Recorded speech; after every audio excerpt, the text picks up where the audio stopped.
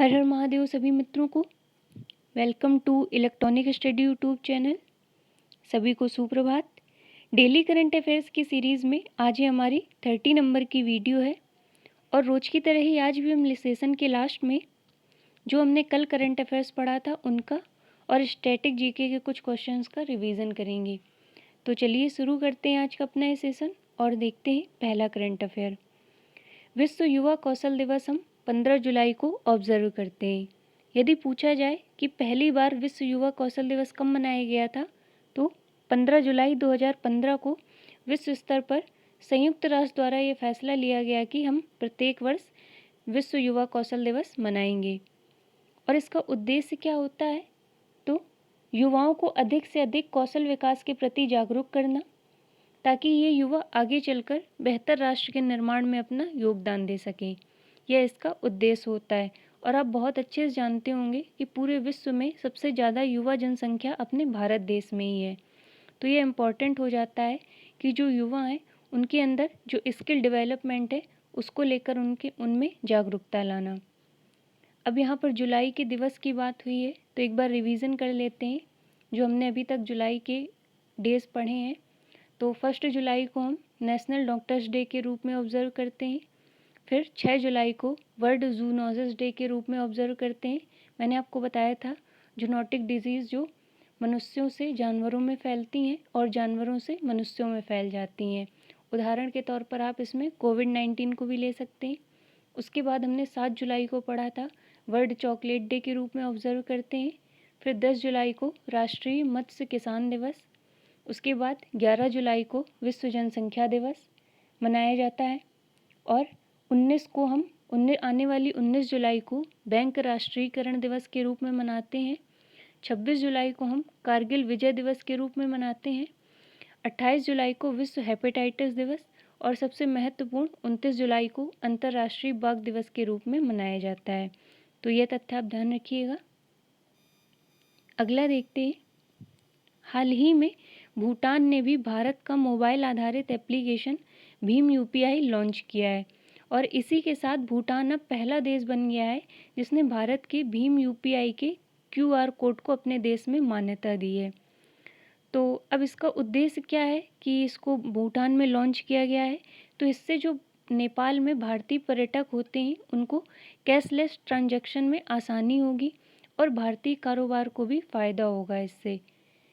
अब यहाँ पर भीम यूपीआई की बात हुई है तो इसका फुल फॉर्म जान लेते हैं। भीम का फुल फॉर्म होता है इसमें भारत इंटरफेस फॉर मनी और यूपीआई का है यूनिफाइड पेमेंट्स इंटरफेस। तो इसे भी आप ध्यान रखिएगा। अगला देखते हैं। हाल ही में एनटीपीसी द्वारा देश की पहली हरित हाइड्रोजन परिवहन परियोजना यानी first green hydrogen mobility project Ladakh में स्थापित किया जाएगा और इस परियोजना के पूरे हो जाने के बाद लद्दाख हाइड्रोजन आधारित ग्रीन ट्रांसपोर्ट सर्विस शुरू करने वाला देश का पहला केंद्र शासित प्रदेश यानी यूटी बन जाएगा। तो आप ध्यान रखिएगा कि यदि आपसे पूछा जाए देश का पहला ग्रीन हाइड्रोजन मोबिलिटी प्रोजेक्ट कहाँ स्थापित किया गया है तो यह लद्दाख में स्थापित किया गया है। अगला देखते हैं। हाल ही में संगीत उस्ताद AR रहमान ने जो संगीतकार हैं या गीतकार अनन्या बिरला के साथ मिलकर टोक्यो ओलंपिक में भारतीय खिलाड़ियों के लिए चीयर सॉन्ग लॉन्च किया है और इसका नाम क्या है हिंदुस्तानी वे, अर्थात चीयर सॉन्ग हिंदुस्तानी वे लॉन्च किया गया है टोक्यो ओलंपिक के लिए।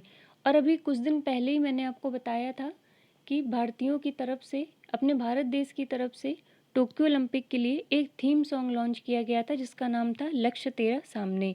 तो आप उसे भी ध्यान रखिएगा। अब यहाँ पर टोक्यो ओलंपिक की बात हुई है तो जानते हैं इसके बारे में। टोक्यो ओलंपिक 2021 में ही होने जा रहे हैं। 23 जुलाई से 8 अगस्त के बीच में इनका आयोजन होगा। और यदि बात की जाए अंतर्राष्ट्रीय ओलंपिक दिवस की तो हम 23 जून को अंतर्राष्ट्रीय ओलंपिक दिवस के रूप में ऑब्जर्व करते हैं। और पहली बार जो ओलंपिक खेलों का आयोजन हुआ था ये वर्ष 1896 को एथेंस में हुआ था। अगला देखते हैं। देश के सबसे बड़े सौर ऊर्जा पार्क का उद्घाटन होने जा रहा है तो ये बनाया कहाँ जाएगा, गुजरात में इसका स्थापना होगी। और एनटीपीसी द्वारा गुजरात के खावदा में देश का सबसे बड़ा सौर ऊर्जा पार्क स्थापित होगा। यदि इस पार्क की क्षमता की बात की जाए तो इसकी क्षमता 5 गीगावाट होगी। अब यहाँ पर पार्क की बात हुई है तो करंट से रिलेट किया जाए तो देश का जो पहला फायर पार्क स्थापित किया गया है तो ये उड़ीसा की राजधानी भुवनेश्वर में इसकी स्थापना हुई है। यदि पहले लाइकेन पार्क की बात की जाए तो यह उत्तराखंड में स्थापित हुआ है। तो इन दोनों तथ्यों को भी आप ध्यान रखिएगा। अब आज के रिवीजन क्वेश्चंस देखते हैं जो हमने कल पढ़े थे। शेर बहादुर देउबा ने नेपाल के नए प्रधानमंत्री के रूप में शपथ ली है और इससे पहले नेपाल के कार्यवाहक प्रधानमंत्री केपी शर्मा ओली ने प्रधानमंत्री पद से इस्तीफा दे दिया था सुप्रीम कोर्ट के कहने पर। और इसी के साथ 13 जुलाई 2021 को शेर बहादुर देउबा नेपाल के 5वीं बार प्रधानमंत्री बन गए। अगला हमने पढ़ा था पुर्तगाल के कप्तान क्रिस्टियानो रोनाल्डो ने यूरो कप 2020 में टॉप स्कोर करके गोल्डन बूट अवार्ड अपने नाम किया है और इस यूरोपीय फुटबॉल चैंपियनशिप में उन्होंने 5 गोल किए थे। अब यदि बात की जाए यूरो 2020 कप की तो इसको जीता है इटली ने और इसी के साथ 55 साल बाद इटली ने ये यूरो कप जीता है। और जो यूरो कप होता है फुटबॉल का इसे हम मिनी वर्ल्ड कप के नाम से भी जानते हैं। और यदि बात की जाए इस यूरो कप में सिल्वर बूट किसको मिला था तो ये पैट्रिक स्किक को जो कि चेक गणराज्य के हैं इनको मिला था। ब्रॉन्ज बूट से करीम बेंजेमा जो कि फ्रांस से संबंध रखते हैं इनको नवाजा गया था। और player of the tournament Gianluigi Donnarumma को मिला है जो कि इटली से संबंध रखते हैं। अगला हमने पढ़ा था फेडरल बैंक के नए एमडी और सीईओ के तौर पर श्याम श्रीनिवासन को नियुक्त किया है। और जो बैड बैंक है यानी बैंकों और वित्तीय संस्थाओं को बैड लोन से निजात दिलाने के लिए एक प्रस्तावित संस्था इसके पहले सीईओ के तौर पर पद्म कुमार मंगलम नायर को नियुक्त किया गया है। अगला हमने पढ़ा था भारतीय अंतरिक्ष अनुसंधान संस्थान इसरो 12 अगस्त को अपना geo imaging satellite GSAT-1 rocket GSLV F-10 के द्वारा लॉन्च करेगा। इसका उद्देश्य क्या होगा तो यह उपग्रह देश की सीमाओं के निकट की स्पष्ट तस्वीर को प्रदान करेगा। अगला देखते हैं विंबलडन टेनिस टूर्नामेंट 2021 में भारतीय मूल के समीर बनर्जी ने जूनियर पुरुष एकल का खिताब जीता है।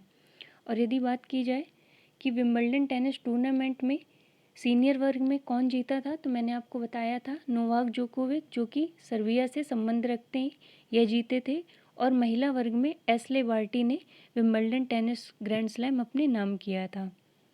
अगला है बैडमिंटन वर्ल्ड फेडरेशन यानी BWF वर्ल्ड चैंपियनशिप 2026 की मेज़बानी अपना भारत देश करेगा। फिर हमने पढ़ा था हाल ही में ट्विटर ने भारत में विनय प्रकाश को शिकायत अधिकारी के रूप में नियुक्त किया है।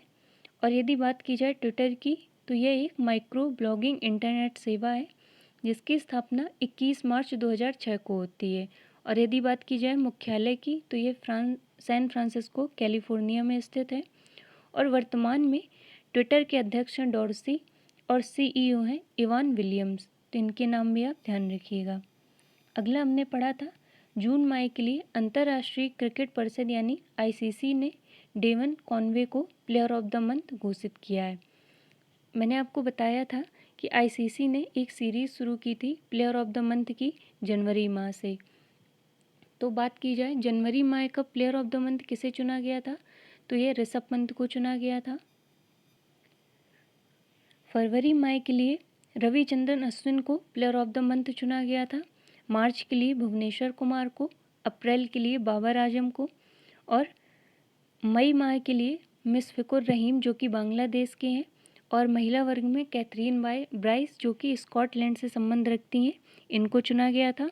और अब जून माह के लिए डेवन कॉनवे को प्लेयर ऑफ द मंथ चुना गया है। तो करंट अफेयर्स की श्रृंखला में आज के लिए इतना ही। अब देखते हैं स्टैटिक GK के क्वेश्चंस जो हम पहले पढ़ चुके हैं। पहला प्रश्न है मंदिरों की पुण्य भूमि किसे कहा जाता है तो तमिलनाडु को मंदिरों की पुण्य भूमि के रूप में जाना जाता है। दूसरा है गुप्त काल में सर्वाधिक सिक्के किस धातु के जारी किए गए थे तो सोने के सर्वाधिक सिक्के जारी किए गए थे। अगला प्रश्न है कंचनजंगा पर्वत शिखर कहाँ स्थित है तो ये सिक्किम में स्थित है। अगला है जापान का मैनचेस्टर के रूप में किसे जाना जाता है? तो ओसाका को जापान का मैनचेस्टर कहते हैं। यदि बात की जाए भारत का मैनचेस्टर के रूप में कौन विख्यात है, तो अहमदाबाद को भारत के मैनचेस्टर के रूप में जानते हैं। यदि प्रश्न पूछा जाए कि दक्षिण भारत का मैनचेस्टर किसे कहा जाता है, कोयम्बटूर को दक्षिण भारत का मैनचेस्टर कहा जाता है और उत्तर भारत के मैनचेस्टर के रूप में कानपुर प्रसिद्ध है। तो इनमें आप अंतर स्पष्ट रखिएगा। अगला है, एक नारा दिया गया था भारत भारतीयों के लिए, ये आर्य समाज के द्वारा दिया गया था, जिसकी स्थापना 1875 में दयानंद सरस्वती जी के द्वारा होती है। अगला प्रश्न है, भारत की प्रथम बहुउद्देशीय योजना किस नदी पर स्थित हुई थी? तो यह दामोदर नदी पर स्थापित हुई थी। अगला प्रश्न है, आगरा शहर किसके द्वारा बसाया गया था? तो सिकंदर लोदी के द्वारा आगरा शहर का निर्माण हुआ था। अगला है, विवेकानंद रॉक मेमोरियल स्थित है तमिलनाडु में। अगला है, महात्मा गांधी किससे प्रभावित थे? तो ये लियो टॉलस्टॉय से प्रभावित थे। देखते हैं कुछ और प्रश्नों को।